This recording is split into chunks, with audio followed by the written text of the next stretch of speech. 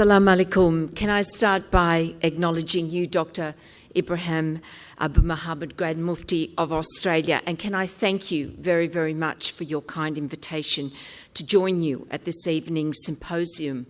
And can I also take the opportunity to commend you and all your team on the organisation of this very important event.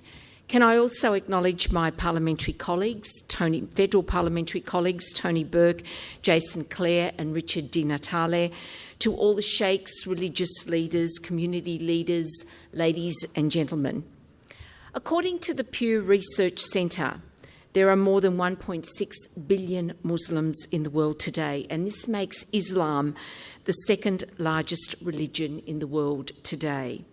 According to our 2016 Australian census, there are more than 600,000 Muslims in Australia, and this represents more than 2.5% of the Australian population.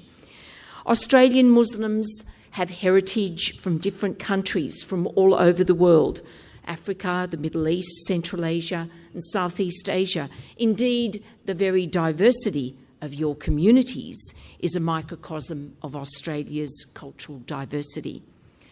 Muslims have been settling in Australia for the better part of more than 150 years.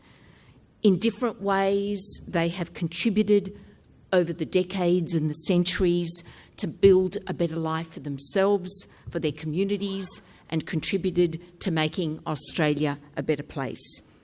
And as the Muslim communities increase in size and organisation, you need your local, state and federal representatives to represent your values and your interests. Now, just like all Australians, our Muslim communities face those daily issues of cost of living, power prices, educating your children, ensuring a good standard of health, just to name a few. And we will be discussing this in more detail as the evening progresses. And so therefore, it is appropriate, as Dr. Ibrahim has said and invited, a degree of civic participation, a degree of civic engagement, and a greater awareness of the political issues that face Australia today. But can I take this opportunity in my opening address to say that overriding these issues, I believe that is an important concern and in the Muslim communities, and that is the question of freedom to express one's religious beliefs free of discrimination or persecution. I know that an overwhelming number in your communities have shared these concerns with me. I know you shared concerns with me in relation at the time of the same-sex marriage debate. You have been staunch supporters of the traditional family as the cornerstone of our society. In recent times, you have strongly advocated for the retention of the exemptions under the Sex Discrimination Act to ensure that religious institutions be able to conduct their affairs in a way consistent with their religious ethos.